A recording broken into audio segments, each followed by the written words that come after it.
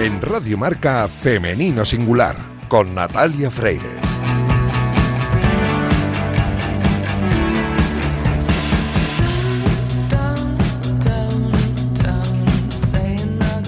Bienvenidas, bienvenidos a este oasis de radio dedicado a la mujer en el deporte. Os invitamos a acompañarnos la próxima media hora en la que hablaremos en Femenino Singular, que es el nombre de este programa que escucháis ahora mismo en Radio Marca. Nuestra intención es dar visibilidad y voz a esas mujeres que convierten el deporte en una herramienta de igualdad e inclusión. Deportistas de élite, que son referentes para otras mujeres, deportistas populares, anónimas, que no ocupan portadas en los informativos, pero que constituyen un enorme ejemplo e inspiración para toda la sociedad. Iniciativas, colectivos, movimientos sociales que contribuyen al avance de la mujer en la sociedad a través del deporte.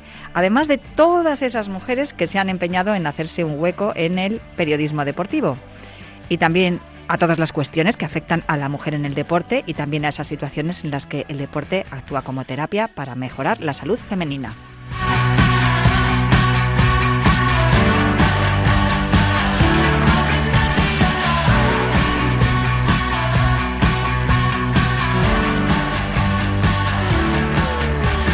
Os recuerdo que podéis encontrar todos nuestros programas en las plataformas de audio y también en la web de marca.com, y también que tenemos una cuenta de Instagram que se llama Femenino Singular-Radio Marca, todo junto, Femenino Singular-Radio Marca, todo junto, donde también podéis encontrar enlaces e información sobre todos los programas que estamos emitiendo esta temporada y contenidos que pueden ser útiles para vosotras. Me acompaña a los mandos técnicos Javier Fernández, que ya está haciendo que todo suene a la perfección. Y hoy tenemos tengo dos invitadas en el estudio, así que arrancamos ya.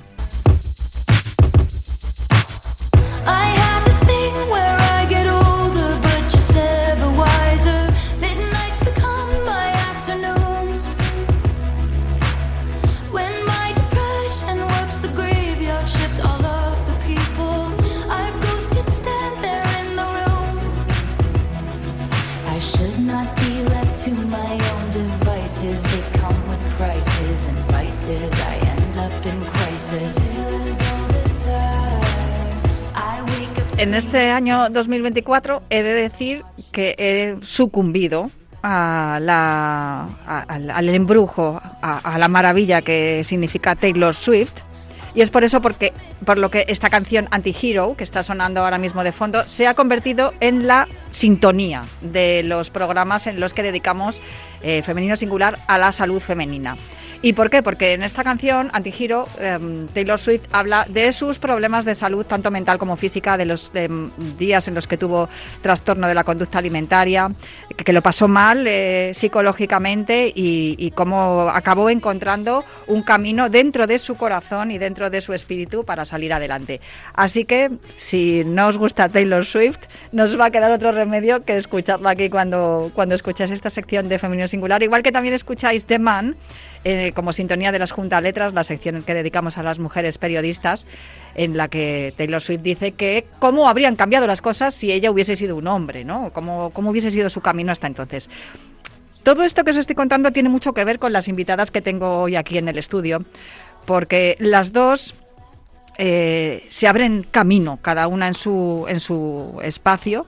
Y las dos al final coinciden en algo que es muy importante, y es en contar las cosas y contarlas bien. Voy a presentarlas a Begoña Fleitas, mi compañera, ya la conocéis. Hola, Begoña. Hola, ¿qué tal? Buenas tardes. Además, has sido una de las protagonistas de las Junta Letras. Sí. Estuvimos con Lourdes Esparza hablando contigo y hablamos mucho de salud femenina también y de cómo te había influido también a ti a la hora de trabajar. Pues sí, la verdad es que al final yo creo que hay que dar voz, nos tenemos que dar voz y tenemos que hablar de muchos temas que, bueno, que por cultura y por historia pues muchas veces nos han tratado y que yo creo que son fundamentales, y la salud femenina y cómo repercute en el deporte muchas veces y en la actividad física, pues yo creo que es un tema que debemos seguir incidiendo en él. Y en general en la vida. Hay que decir que además Taylor Swift, para esta gira maravillosa que ha tenido de Eras Tour, se preparaba corriendo. O sea, ella se preparó para afrontar todos esos conciertos interminables de 3 horas corriendo, con lo cual yo, claro, cuando supe eso dije, Taylor Swift es la única e inigualable, la mejor. Bueno, a principios de este año, nuestra otra invitada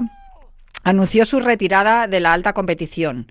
Es difícil retirarte cuando tienes en tu palmarés campeonatos de España, subcampeonatos de España de cross, bronce en los Juegos del Mediterráneo, participaciones en mundiales y un momento que yo tengo grabado en mi retina, seguro que tú, Begoña, también, Sí. en Lille, en 2017, en el que consiguió la última victoria individual para España en un europeo por equipos, un campeonato que a mí me encanta, lo que antes se llamaba Superliga, ¿no? Y ahora sí creo que es europeo por equipos.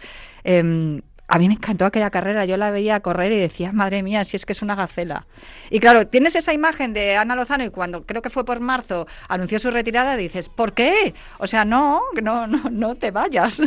La verdad es que cada final implica también un principio y ella tiene otra vocación, ¿no? Otra vocación aparte del atletismo, que es la divulgación, y lo está poniendo en marcha gracias también a una de las becas de ayuda del CSIC y de la Fundación BBVA de Comunicación Científica, que la va a tener ocupada un año y que además ya lo está poniendo en marcha todo este impulso a través de un podcast que se titula, ¿cómo se titula? Bueno, dínoslo tú, Ana Lozano, muy buenas. Buenas tardes. Jo, la verdad es que me encanta escucharos. Estoy aquí como en un oasis, que es lo que has dicho al principio, y me estaba hasta emocionando entre las bandas sonoras y todo lo que decís, que es tan necesario, que estoy a gustísimo. Se llama interdependencia. Eso, que no soy capaz, con tantas notas que tengo aquí, No, y que no es fácil. Míralo, aquí está, interdependencia, me encanta. Eso es un poco trabalenguas, pero tiene su razón de ser y yo espero que al final acabe entrando el nombre. Bueno, es trabalenguas, nosotros estamos acostumbradísimas a eso, porque en marca somos expertos en hacer juegos de palabras.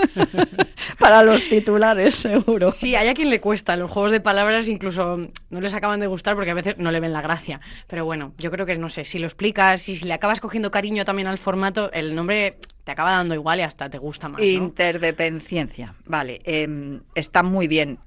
El caso es que muchas veces hablamos aquí en el programa con científicos, investigadores, pero luego en ocasiones nos perdemos en los temas digamos, más técnicos y no se entiende bien, no se explica bien. Yo creo que ese es un poco tu cometido, ¿no? Claro, ese es el papel de la comunicación científica. Cada vez se exige más que desde la ciencia se cuente al público qué es lo que están haciendo, que tiene su sentido porque en gran medida se financia con dinero público, pero claro, las personas que hacen ciencia están muy ocupadas, con lo cual normalmente no tienen tiempo y no necesariamente tienen que tener también la destreza o las capacidades que tienen que tener las personas que se dedican a la comunicación.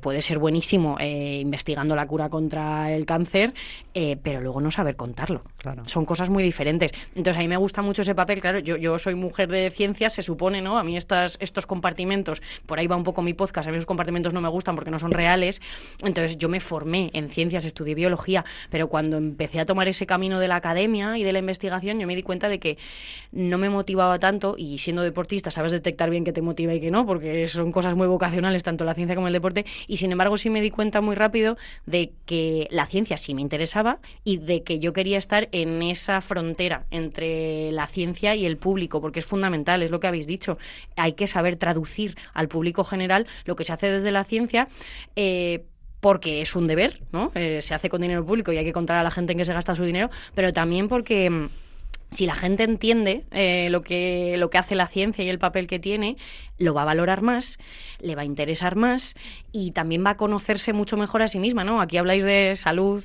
femenina en el deporte. Bueno, no hace falta que hagas un doctorado en fisiología del deporte para saber unas nociones básicas que te ayuden a ti como deportista, ¿no? Algo además, Ana, que tú has experimentado en tus propias carnes, lo de la investigación, por ahí te lo digo porque es necesaria, porque tú has tenido muchos problemas en cuestiones de salud que también te han impedido posiblemente llegar más lejos en tu carrera como atleta. Sí, es muy complejo porque es muy multifactorial, ¿no? Pero si en febrero yo dije basta, es porque yo ya llevaba un par de años pues muy fuera de la escena del deporte de alto nivel. Por eso yo digo que más que retirarme, dije que dejaba de intentarlo, porque para mucha gente retirada seguramente ya estaba, porque no se me vio durante 2 años. La lesión más gorda que tuve, que he tenido varias, tuve que pasar por quirófano para hacerme una calcaneoplastia, porque bueno, tenía el síndrome de Haglund, que esto los corredores de fondo lo tienen, la élite se opera de ello, el resto de la gente pues a lo mejor deja de correr por el dolor, ¿no? En la inserción del Aquiles. Pero claro, no deja de ser una intervención en el hueso y yo ya venía de haber pasado una amenorrea de 6 años. Y entre otras cosas, a mí me ha afectado un poquito a los huesos. No tengo osteoporosis, pero las últimas pruebas que yo me he hecho, pues sí que diagnosticaban un poquito de osteopenia. Con lo cual yo creo que todas las lesiones óseas que yo he tenido han tardado un poquito más en recuperarse porque esos huesos pues no estaban del todo fuertes. Esto, por supuesto, son mis hipótesis porque es muy difícil, aunque haya investigación y se acabe sabiendo, es difícil sacar esa correlación, ¿no? O esa causalidad, mejor dicho. Pero bueno, yo he tenido algunos problemas que sí que requieren más investigación, pues esto que he dicho, ¿no? La amenorrea hipotalámica, para empezar, que es algo, por desgracia, todavía muy frecuente en las deportistas. Porque hace, pues quizás no tanto, una década, a lo mejor 15 años, yo recuerdo hacer reportajes a deportistas que a lo mejor se quedaban embarazadas y que habían estado entrenando durante varios meses sin saber que estaban embarazadas, y cuando yo les preguntaba que cómo habían podido no saber de su embarazo, y me decían, no, es que yo hace mucho tiempo que no tengo la regla. Entonces ahora eso empezamos a tener conciencia de que es un problema de salud a nivel general, pero también en las deportistas, ¿no? Que quizás hace unos años a la deportista se le retiraba la regla momentáneamente y parecía que no pasaba nada, y sí que pasa, ¿no? En ese sentido yo creo que ya se va tomando más conciencia y se va investigando más en ese aspecto, ¿no? Es fundamental, como lo has denominado, un problema de salud, porque efectivamente, como tú has dicho, yo creo que hasta hace muy poco se consideraba pues una consecuencia natural, normal y de la que no hay que preocuparse cuando eres deportista, y es que eso es el primer cambio de chip que tiene que hacer todo el mundo, pero todo el mundo, hablo incluso el personal sanitario, porque cuando yo empecé a intentar ponerle solución a esto, que ya llevaba un tiempo porque al principio no se la puse, mal por mi parte, yo me di cuenta de que en el Sistema Nacional de Salud de este país, pues me decían que claro, que siendo deportista que era normal. Claro. No lo es, y no debo ser yo, que no he estudiado esto concretamente, no debo ser yo la que tenga que dar este mensaje, lo tienen que decir los médicos, que cuando una deportista acude a pedirles ayuda, y no que te digan que cuando haces deporte es normal y que te tomes la píldora, que es como la prescripción más común a la que te enfrentas, y es muy triste porque no se aborda de raíz, ¿no? El problema tiene una raíz, y la amenorrea hipotalámica funcional, que es una cosa muy específica, la raíz está en un déficit prolongado de energía y también en el estrés psicológico. O sea, se nos puede ir la regla por esas dos razones. Este tema se podría ampliar muchísimo más, la regla se te puede ir por muchas causas, pero de esto de lo que hablamos, que se supone que está en común en el deporte y que es un problema en realidad, pues tiene su raíz ahí. Entonces necesitas pues terapia psicológica, nutrición, como un conjunto de ayudas que no es el tomarte la píldora o el que te digan deja de hacer deporte.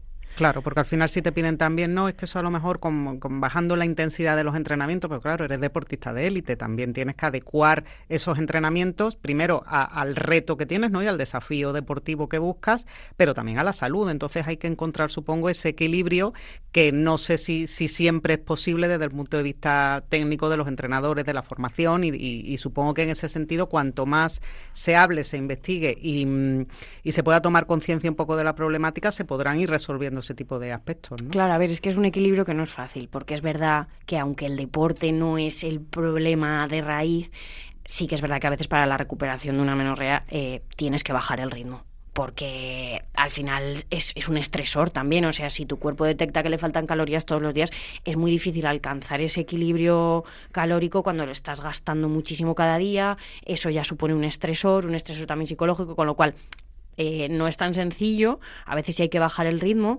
pero lo que hay que hacer es tener el conocimiento de cómo abordarlo. Tomar conciencia. Eso es, tomar conciencia del problema, sí. Todo esto tú lo sabes porque lo has sufrido. El otro día el mes pasado hablando con Alberto García Bataller y también hablando con Natalia Romero, comentaban cosas como lo que estabas diciendo tú acerca de lo de la amenorrea, ¿no? Que era algo como que se había normalizado en el suelo pélvico, las pérdidas de orina entre las deportistas que hacen CrossFit. Decían que es que si no pierdes orina es que no lo estás haciendo bien, ¿no? Y todas estas cosas están cambiando gracias a lo que tú estás haciendo, que es la comunicación científica, es decir, hablar de ello y contarlo de alguna manera que se entienda, porque claro, si no sabes que existen que esto que está ocurriendo es un problema y que puede derivar en otros problemas, tampoco ni los entrenadores ni los deportistas se preocupan ni se ocupan de ello. Dan por bueno que esto es una consecuencia de tu actividad física y no lo es. No, es que esto tiene muchas aristas, porque por un lado, la parte de comunicarlo desde la comunicación de la ciencia o de la divulgación está para esto, para que quien no tiene ni idea, por lo menos se empiece a acercar a la cuestión. Pero luego yo también creo que hay una parte de hablarlo, y a mí me encanta cuando lo hablamos entre nosotras. Obviamente hay que hablarlo con todo el mundo, pero como bien decía Begoña, hasta hace poco ni te hablaban de ello las deportistas. Hasta hace poco, a mí ya me parece muy loco, pero era un tabú. Yo ya digo que yo asumo que eso ya no es, pero es verdad que todavía lo es. Y es un tema del que todavía o da vergüenza hablar de ello, o consideras que no es un tema principal cuando estás en el ámbito deportivo, como que es una cosa o residual o periférica, ¿no? Y yo me doy cuenta de que hace mucho bien cuando lo hablamos también entre nosotras, porque al no haberlo hablado durante tanto tiempo, pues nos lo callamos y consideramos que es un problema personal. Y algo, cuando tienes amenorrea, algo que sientes también es culpa y soledad y aislamiento, con lo cual también esa parte de hablarlo entre las deportistas es una cosa que ayuda mucho, tanto para prevenir como para llevarlo mejor cuando estás en ello, para ayudar a la recuperación, que por supuesto, de nuevo, esto es súper multifactorial, podríamos hablar de muchísimas cosas, pero no se nos puede olvidar del factor humano, que somos personas, que no somos deportistas como un concepto aislado y luego ya salimos de la pista y ya somos personas. Es que somos personas en la pista, y en la pista nos pasan muchísimas cosas emocionales, físicas, y no se puede separar una cosa de la otra. Somos personas y nos afecta lo que a todo el mundo, porque de hecho hablamos de la amenorrea hipotalámica como algo que pasa cuando eres élite, y no es verdad. O sea, yo no tengo estadística porque creo que ni la hay, pero esto le pasa a mujeres de cualquier nivel. O sea, cualquier mujer puede estar muy estresada, cualquier mujer puede tener déficit calórico durante un tiempo prolongado, incluso esto te puede pasar sin ser deportista.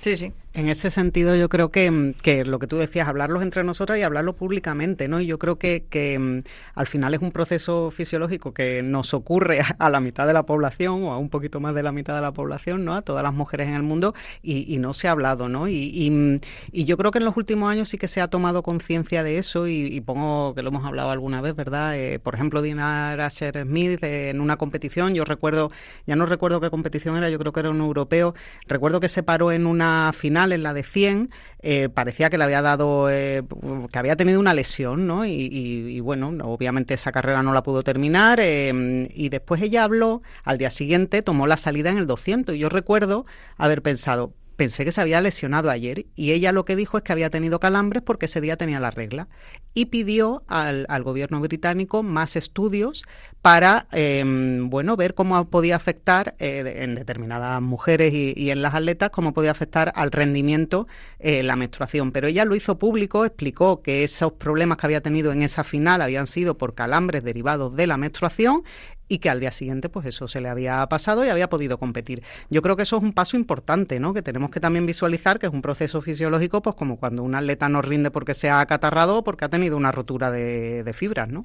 Totalmente. Si es que además ahora la fisiología parece que es algo que todo entrenador tiene que tener presente en nuestro deporte, cada vez está más presente en los entrenamientos en el día a día. O sea, ahora, hace no mucho, no era frecuente ver un aparato para medir el lactato en la pista, y ahora hasta los propios atletas se hacen, ¿no? El lactato con la maquinita al momento. Eso es fisiología, y son unos parámetros que hasta hace poco no se manejaban con tanta familiaridad, y ahora parece que me parece muy bien, ¿eh? Obviamente al final es avanzar, claro, a tecnificar, hilar más fino para el rendimiento. Eso es fundamental, pero son parámetros fisiológicos que ayudan a monitorizar un cuerpo. Pues es que a mí me encanta como lo dice Chusa Sanz, que tiene un podcast que se llama Sin Reglas, y además ha escrito también un libro sobre la menstruación, porque ella es enfermera.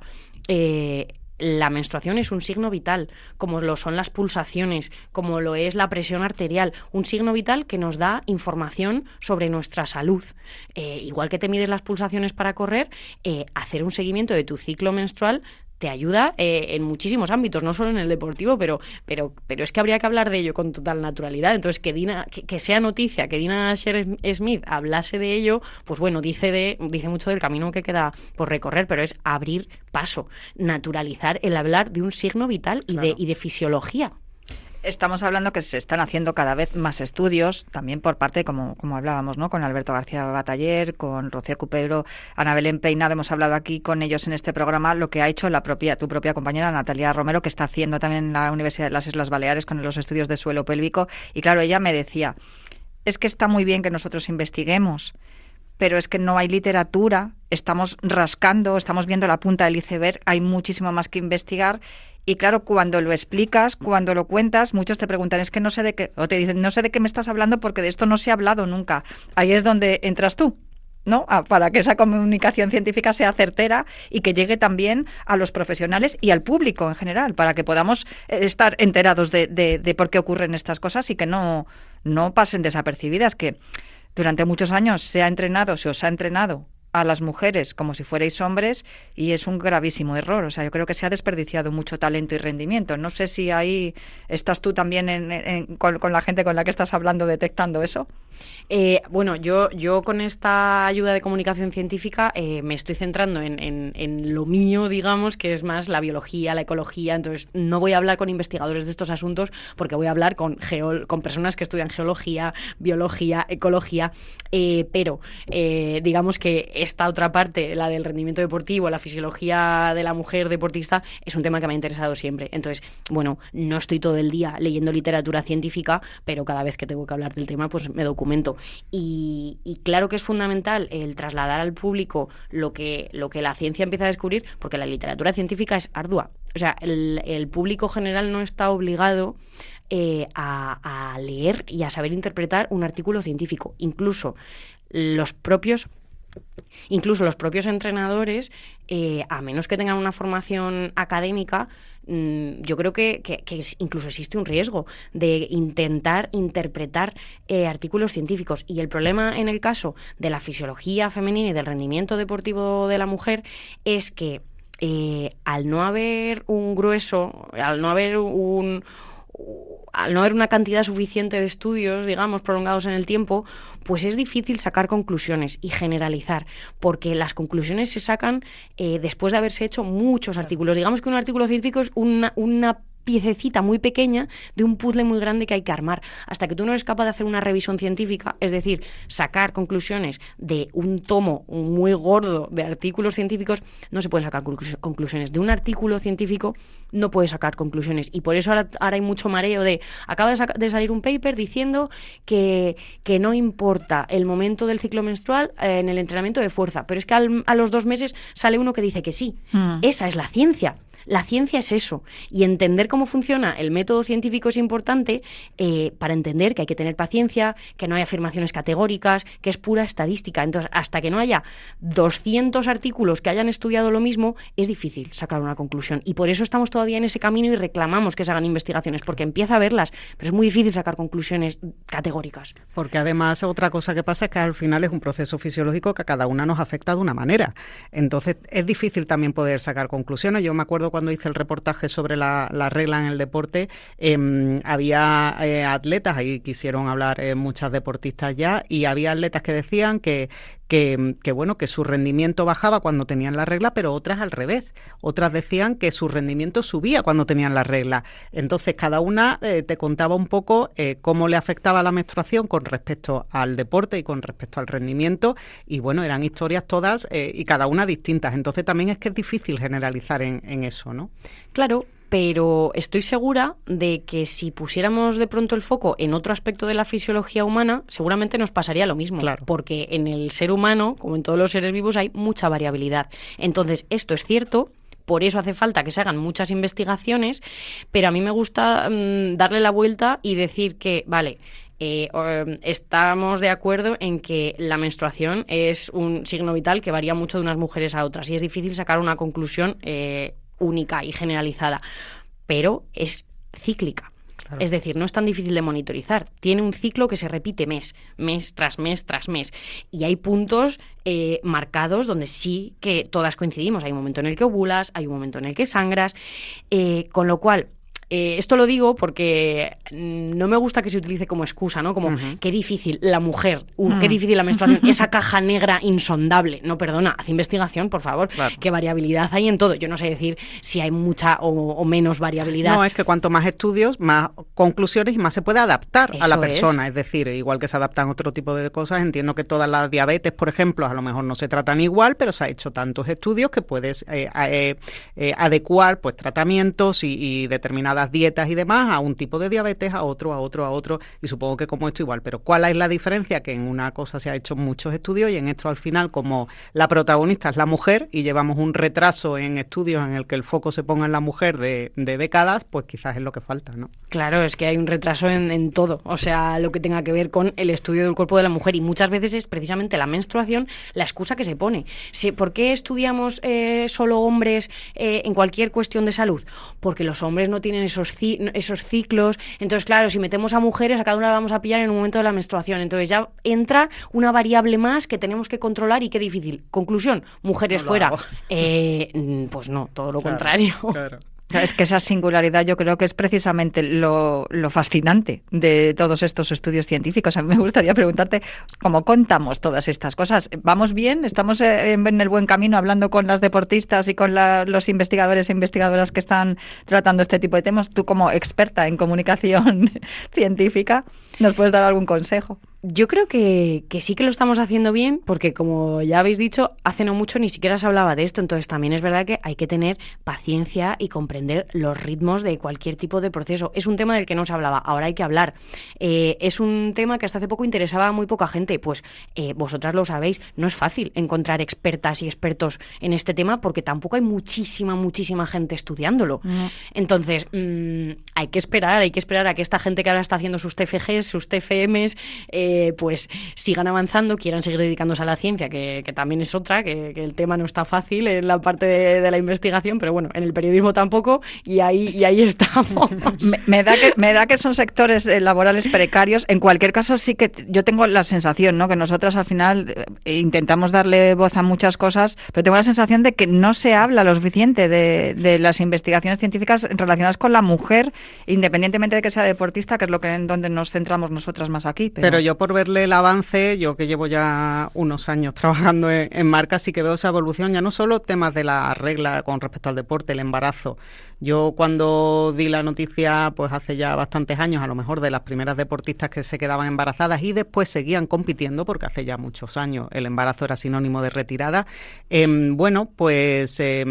durante un tiempo parecía que no podían entrenar, tal. Ahora ya tenemos ejemplos, pues Ana Peleteiro, es un ejemplo maravilloso, claro. Además, cómo lo ha explicado, cómo lo ha comunicado ella. Mira, estoy embarazada, tengo ahora mismo una entrenadora que se va a ocupar de mí, luego volveré. Muchas deportistas que... dejo a mi entrenador para conciliar, o sea, es maravillosa. Muchas deportistas que ya, una vez que especifican, oye, mi embarazo es un embarazo normal, no tengo ninguna contraindicación en seguir entrenando, adecuo el entrenamiento a mi embarazo, pero puedo seguir entrenando para no perder tanta forma y cuando me recupere del parto poder volver. Eso hace unos años pues tampoco se hablaba de ello, entonces al final son muchas facetas de la salud femenina relacionadas con el deporte que hasta ahora no se habían hablado y yo creo que eso es un avance. Sí, y que se hable desde todas las aristas, que lo cuenten las personas expertas, que haya quien se dedique a comunicarlo como vosotras, que las deportistas también lo cuenten desde su perspectiva. Obviamente cada uno tiene un papel, porque a lo mejor una deportista no te sabe hablar a nivel técnico y no queremos contribuir a la desinformación, pero que se hable de ello y que las deportistas lo hagan. Marta Galimani, por ejemplo, está volviendo a correr ahora después del embarazo y sería muy interesante, por cierto,